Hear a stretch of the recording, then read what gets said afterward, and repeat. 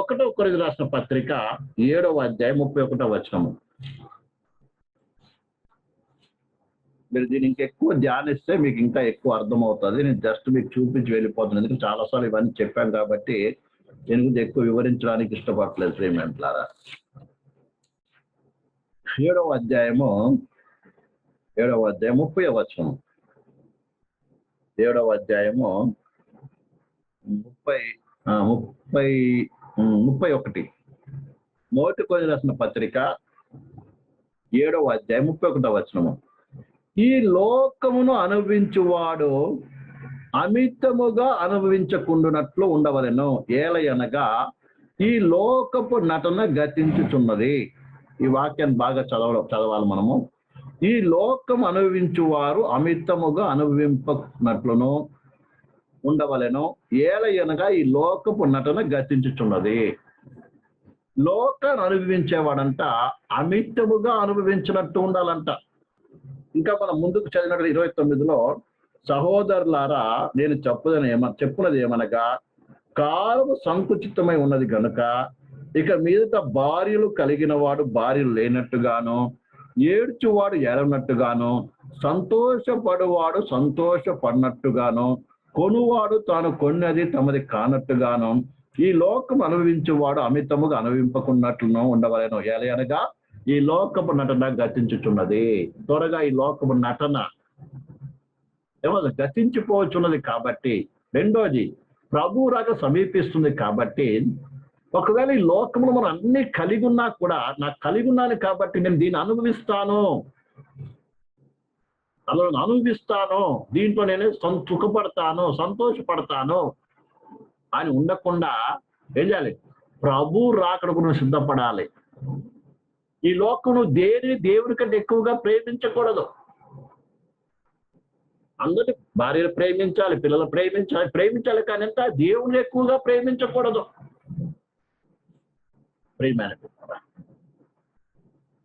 ఈ లోకంలో నీకు అన్ని సమృద్ధి ఇచ్చినప్పటికీ ప్రేమారా అందులోని సుఖ సంతోషపడతాను. ఉదాహరణకి ఒక ధనవంతుని గురించి ప్రభు అయినటువంటి యేసుక్రీస్తు చెప్తూ ఉన్నాడు. ఏమనంటే, ప్రియులారా, ఒక ధనవంతుడికి విస్తారమైన పంట పడిందంట. పడితే ఆ ధనవంతుడు ఏమనుకున్నాడండి? అనేక సంవత్సరాల తర్వాత ఏమో విస్తార పంట పడింది కాబట్టి నా కొట్లలో పెద్దగా చేసేది అసలు నింపుకుంటాను, నా ప్రాణమా తినుము త్రాగు సుఖపడము అంటే, ఇది దేవుడు నాకు ఇచ్చాడు కాబట్టి ఏం చేయాలి? నేను తినాలి, తాగాలి, ఎంజాయ్ చేయాలి, లగ్జరీ లైఫ్ జీవించాలి, ఇక లోకం నన్ను నేను కనుపరుచుకోవాలని అనుభవించడానికి వీలు లేదు.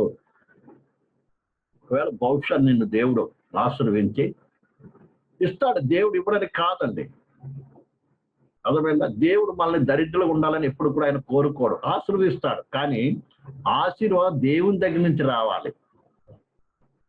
దేవునికి వచ్చే ఆశీర్వాదం ఎప్పుడు కూడా ప్రియమైన ద్వారా దేవుని నుంచి దూరము చేయదు. దేవుని ద్వారా కలిగేది ఏది కూడా మనం దేవుని దూరం చేయదు, కానీ దేవునికి ఏది దగ్గర చేస్తుంది. ఇంకొకటి, వాటిని మీద ప్రేమ ఉండకుండా దేవుడు ఎక్కువ ప్రేమించేటట్టు చేస్తుంది. దేవుడి ఉద్దేశం ఏంటంటే, దేవుడికి ఒక వస్తువు ఇచ్చాడంటే ప్రియులారా, ఆ వస్తువును బట్టి నీవు దేవుడి మీద ఎక్కువ ప్రేమ పెంచుకోవాలి, వస్తువు మీద కాదు. ఉదాహరణ, అబ్రాహాముకి లేక కుమారుని ఇచ్చాడండి, కానీ కుమారుని మీద ఏం చేశాడు? ఇతను ప్రేమ పెంచుకోవడం ప్రారంభించాడు. అందుకే దేవుడు ఏమన్నాడు? దేవుని ప్రేమ విషయంలో తగ్గిపోయి ఏమయ్యాడు? కుమారుని ప్రేమించడం ప్రారంభించాడు. అర్థమైందండి? దేవుడు లేకపోతే ఇవన్నీ ఎక్కడి నుంచి వస్తుంది? అర్థమైందా? ఉదాహరణ, దేవుడు ఒక ఉద్యోగం ఇచ్చాడండి, దేవుడే ఇచ్చాడు. ప్రేమలారా, ఆ ఉద్యోగంలో ఏమవుతుంది? దేవుడు ప్రేమైన పిల్లారా, ఉద్యోగాన్ని బట్టి ఏం చేస్తున్నావు నువ్వు? దేవుని ప్రేమలో తగ్గిపోతుంది. ఎందుకంటే మంచి ఉద్యోగం దొరికింది, మంచి డబ్బులు వస్తున్నాయి, అన్ని వస్తుంది, అది చూసి ఏం చేస్తున్నావు? డబ్బు చేతుంటే ఏం చేస్తాం? ప్రియులారా, ఈటింగ్లు, షాపింగ్లు ఎన్నెన్నో నీకు గుర్తుకొస్తాయి. ఎందుకంటే సాయంత్రం రోజు దీనికి ముందు ఏం చేసేవాళ్ళం మనము? ఇంటికి రాగా ఇప్పుడు ప్రార్థన చేసుకోవాలి, బైబిల్ చదవాలి, ఏం చేయాలి, ఇవి ఉండేది. కానీ ఆశలో రాగానే ఇప్పుడు ఏమవుతాం, మన మనసు ఎక్కడికో వెళ్ళిపోతుంది. సాయంత్రం రాగానే ప్రార్థన టైం, ప్రార్థన దేవుడి సన్నిధి ఉన్నటువంటి మనసు రోజు నీకున్నటువంటి ధనాన్ని బట్టి ఏమవుతావు, రోజు ఒక ప్రోగ్రాం పెట్టుకుంటాం. అలా దేవునికి ఏమవుతావు, దూరం అయిపోతూ ఉంటారు చాలా మంది.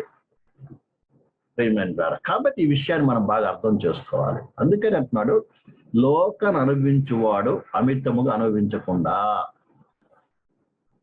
అర్థమైందండి? అనుభవించకుండా ఏం చేయాలి?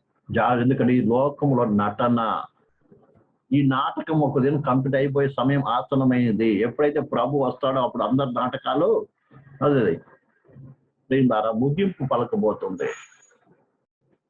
అందుకనే మనకి ఏది ఇచ్చినా కూడా దేవుని చిత్త ప్రకారము, దేవుని ఉద్దేశ ప్రకారం మనం ఏం చేయాలి, అనుభవించడం నేర్చుకోవాలి. కానీ ప్రియమైన బిడ్డలారా, దేవునికి దూరము కాకూడదు. పరిశుద్ధ గ్రంథంలో చూసినప్పుడు చాలా మంది ధనవంతులు ఉన్నారు, కానీ వారు ఎవ్వరు కూడా దేవునికి దూరము కాలేదు. వారు దేవుడు ఎంతగా లోకరీతిగా ఆశ్రయించాడో అంతగా వారు దేవునితో ఇంకా కలిసి జీవిస్తున్నారు. అలాగే పరిశుద్ధత, పవిత్రత కలిగి జీవిస్తున్నారు, దేవునికి ఇష్టకరంగా జీవిస్తున్నారు. వాళ్ళ మనసు వారికి ఉన్న దాని యొక్క లోక సంబంధమైనటువంటి వాటి మీద లేదండి. ఒక వస్తువు వచ్చి అందుకంటారు, కొనువాడు ఉంటాడంటే ఆయన కొనువాడు తనది కానట్టు ఉండాలంట. సరే, దేవుడికి మంచి వాహనం ఇచ్చాడు, మంచి వస్త్రాలు ఇచ్చాడు దేవుడు. ఒకప్పుడు లేదు, ఇప్పుడు మనకి మంచి వస్త్రాలు ఇచ్చాడు, మంచి వాహనం ఇచ్చాడు. అప్పుడు ప్రియులారా, దాన్ని బట్టి నువ్వు గర్వించడానికి వీలు లేదు. దాని లోకానికి చూపించుకోవడానికి నువ్వు ప్రయాసపడడానికి వీలు లేదు. ఈ విషయాన్ని ప్రతి విశ్వాసం బాగా అర్థం చేసుకోవాలి. లేదు ఉంది కదా అనుకొని ప్రియులారా ప్రియులారా ఏం చేయాలి? ప్రియులారా, ఉదాహరణకి మనకు ఒక 1000 రూపాయలు ఒక వస్త్రం తీసుకుంటే సరిపోతుంది. కానీ నాకు ఎందుకు తీసుకోవాలి? నాకు డబ్బులు ఉన్నాయి కదా, 10,000 పెట్టి తీసుకుంటానని ఏం తీసుకుంటాం కదా, తీసుకుంటాను. అలాగా దేవుడు ఇచ్చాడు కదా అని దేవుడు అది ఇది అనుభవిద్దాం. ఇదంతా ఏంటిదంటే ప్రియులారా, లోకాన్ని అనుభవించేది. ఒక మాట కూడా, అందుకనే దేవుడు మనకి ధనం ఇచ్చినప్పుడు ఏం చేయాలంటే ప్రార్థించాలి. ప్రభా, ఇది ఇచ్చినందుకు వందనాలు, దీని ఖర్చు ఎలా పెట్టాలి, నాకు జ్ఞానం ఇవ్వు. ప్రేమ, ఒకవేళ అప్పులు ఉంటే ముందు అప్పులు తీసేసుకోవాలి. ఫస్ట్ 600 అయినా ఏం చేయాలి, ఫస్ట్ అప్పులు తీర్చేసుకోవాలి. అసలు విశ్వాసం అప్పు చేయడం ఫస్ట్ పాయింట్ తప్పు. ఒకవేళ ఉన్నట్లయితే దాన్ని ఏం చేయాలి, మనం తీర్చుకోవాలి. సరే, ఏం చేయాలి? దేవుని చిత్త ప్రకారం ఇది ప్రార్థించి, ప్రభు దీన్ని ఏ రీతి ఖర్చు పెట్టాలి, దేవుడి సేవ కొరకు నేను ఎంత ఇవ్వాలి, మిగతాది ఎలా ఖర్చు పెట్టుకోండి, దీన్ని ఆశీర్వించండి అని ప్రార్థన చేసి ప్రార్థనాపూర్వకంగా ప్రతి ఇది చేయటం ప్రారంభించాలి. ఎందుకంటే ఆ డబ్బుకు కూడా నువ్వు ఏం చేయాలి, లెక్క చెప్పాలి. మనకిచ్చిన సమయానికి లెక్క చెప్పాలి, మనకిచ్చినటువంటి అన్నిటికీ ఏం చేయాలి, మనం లెక్క చెప్పాలి. అందుకని ఎప్పుడు కూడా వేస్ట్ ఖర్చు పెట్టకూడదు. అర్థమైందండి? ఇంకా దేవుని వాక్యం చూసినట్లయితే ప్రేమ ద్వారా, ఒకవేళ దేవుడు నిన్ను ఆశీర్వదిస్తే ఏం చేయాలి, దాన్ని ఏం చేయాలి, ఇంకా ఇతరులకు కూడా పంచిపెట్ట, అవసరం ఉన్న వారికి సహాయం చేయటం కూడా నేర్చుకోవాలి. వడ్డీలకు ఇవ్వడం కాదు, ఇతరులకి ఏం చేయాలి, సహాయం చేయటం నేర్చుకోవాలి. ఇది పరిశుద్ధ గ్రంథం చెప్తున్న మాట. సరే, ఇప్పుడు విషయానికి వద్దాం. కాబట్టి లోకం అనుభవించేవాడు ఏం చేయకూడదంట, లోకమును అనుభవించినట్టుగా ఉండాలంట. అందుకే ఇక్కడ వాక్యం చెప్తుంది కదా, 30 మళ్ళీ చదువుదాం. ఈ లోకం అనుభవించేవాడు